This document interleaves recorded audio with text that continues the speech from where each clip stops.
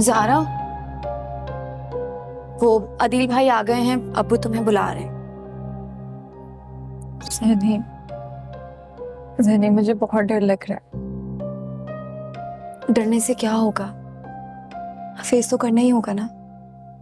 और अब देखना यह है कि अदील भाई ने क्या सोचा है और वो तुम्हारे लिए क्या कर सकते हैं। अगर वो ना माने तो तब भी फैसला तुम्हारा ही होगा, क्योंकि अब्बू ने तुम्हें पूरा इख्तियार दिया है कि तुम अपने लिए फैसला ले सको। मजबूरियों में ना ही रिश्ते बनते हैं और ना ही निभाए जाते हैं। मामू और मामी में से किसी एक को तो यहाँ आना चाहिए था ना, कि नहीं? माहिन, चुप कर जाओ बेटे, अबू बात कर रहे हैं। नहीं पप्पू, माइन आप ही बिल्कुल ठीक कह रही है।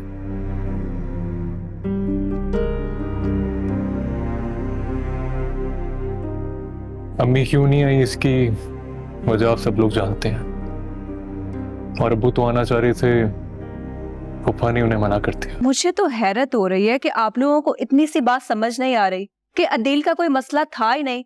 असल मसला माहम और मामी का है। वो लोग कहाँ हैं? वो लोग क्यों नहीं आए यहाँ माफी मांगने?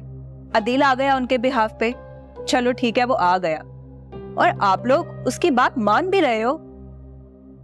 मानिंग, तुम ओरिजिनल बिल्कुल ठीक हो बेटा, लेकिन अदील इस घर का दामाद है और दामाद के लिए ससुराल आके माफी मांगना मुश्किल होता है। लेकिन फिर भी वो यहाँ आके साबित कर रहा है कि वो ज़ारा को कोई परेशानी, कोई तकलीफ नहीं देगा। मैं बहुत डर के हूँ ज़ारा, और अब्बू भी चाहते हैं कि जितनी जल्दी मुमकिन हो शादी हो जाए।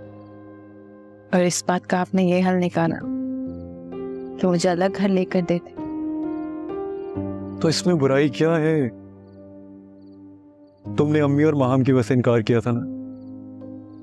तुम कहती थी कि वो अभी जो कुछ कर रही है पता नहीं बाद में क्या करेंगी।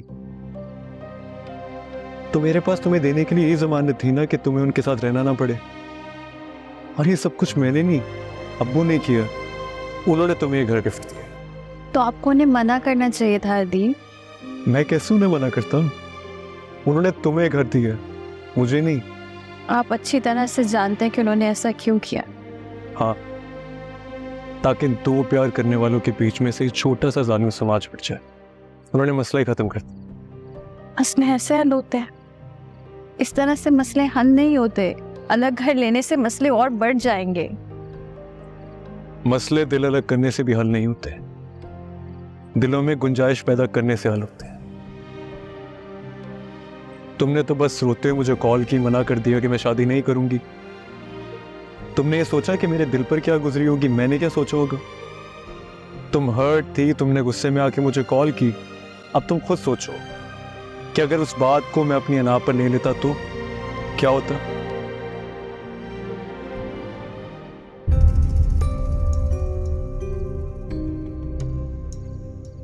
लेकिन मैंने ऐसा नहीं किया ना। सुलह सफाई से शादी तो हो जाती, लेकिन क्या शादी के बाद हम एक हो सकते? हाँ ना करे, अल्लाह ना करे, लेकिन लोग तो ऐसे ही चाहते हैं ना। लोग चाहते हैं हम अलहदा हो जाए।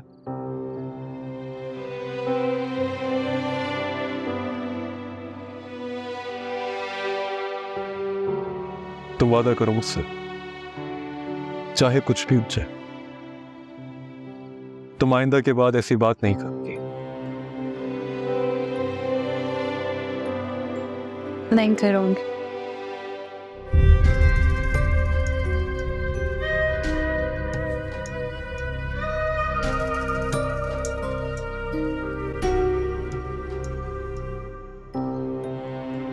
तो फिर अपने घर वालों से बात करो कि जल्दी की डेट हमें दे। ये बात कैसे कर सकती हूँ अदील? क्यों क्यों नहीं कह सकती? पहले भी तो कहा था ना। अब्बू ने कहा है कि कल तक बता देंगे। तो क्या लगता है तुम्हें, इस महीने की डेट दे देंगे? पता नहीं, लेकिन अगर अब्बू इस महीने का कह भी दे तो क्या आप माहम और मुमानी जान को मना सकें? वो तो मुझ पे छोड़ दो। और तुमने सुना नहीं कि शादियों पर बाहर के लोग खुशियां मनाते हैं और हम लोग फूफियों को मनाते रह जाते हैं। लेकिन ये तो किसी ने सोचा नहीं कि अगर अदील तुम्हारी शादी अपनी फूफी की बेटी से होगी तो तुम्हें अपनी अम्मी को मनाना पड़ जाएगा।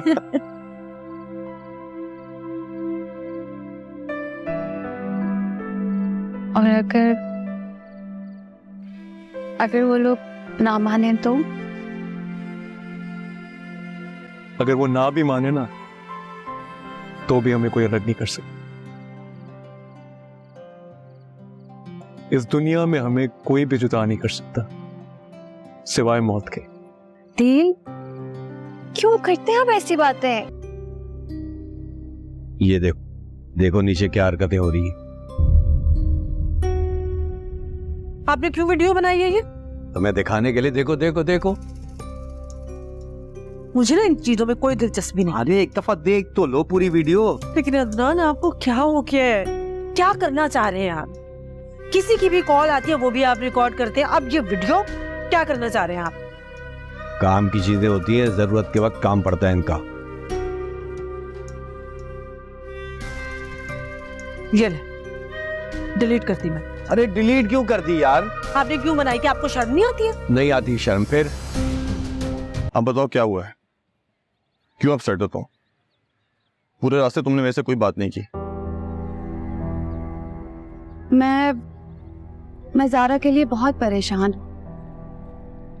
कभी लगता है कि वो जो कर रही है बिल्कुल ठीक है, और कभी कभी लगता है कि वो बिल्कुल गलत कर रही है। इंपॉर्टेंट ये नहीं कि तुम्हें क्या लगता है, इंपॉर्टेंट ये है कि ज़ारा को क्या लगता है। उसे तो लगता है कि आदिल भाई बिल्कुल सही हैं, वो जो कहते हैं बिल्कुल ठीक कहते हैं, और हम सब जो से उसके लिए समझा रहे हैं उसे समझ नहीं आ रही है। प्लीज तुम ये उसे कुछ समझा दो, क्योंकि वो तुम्हारी हर बात मानती है, और तुमने तो खुद अपनी आंखों से भी देखा है वहां जो कुछ भी हुआ है। वो नहीं समझेगी सैनी, वो सिर्फ अदील की बात समझती है। मैंने उसे बहुत मनाने की कोशिश की है लेकिन वो नहीं मानेगी। अली भाई का भी यही कहना है, वो कह रहे हैं कि उसे उसके फैसले पर आजाद छोड़ दो, उसे मजीद कंफ्यूज मत करो।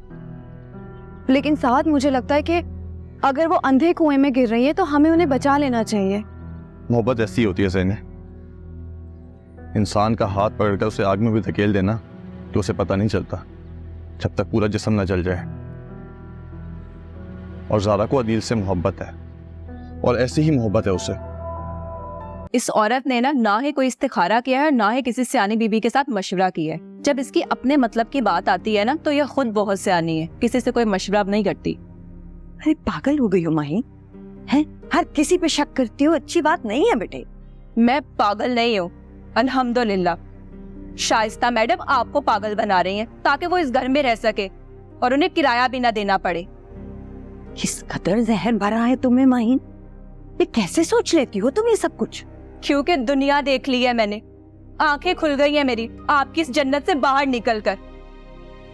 अम्मी इतना सीधा होना भी ना अच्छी बात नहीं है, और वैसे भी आपकी सिखाई हुई नेकियां और अच्छाइयां मेरे किसी काम नहीं आई अम्मी।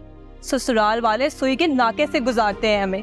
आप जैसे माँ बाप की बेटियों के पास जो नेकी और अखलाक के सिक्के होते हैं ना अम्मी, वो बिल्कुल बेवजन होते हैं। और शाइस्ता पुप्पो ना अपने किराए के पैसे बचाने के लिए आप पे खुशामद कर रही हैं, आपको बातों में ले रही हैं और आप उनकी बातों में आ रही हैं।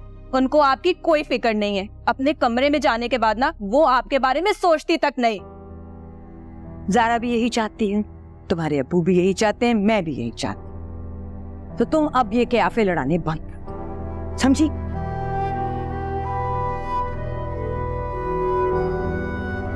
ये लेके जाओ ना स्त्री के लिए। कहाँ चली गई? हद है इस लड़की की, खुश ना होने देना कभी किसी को।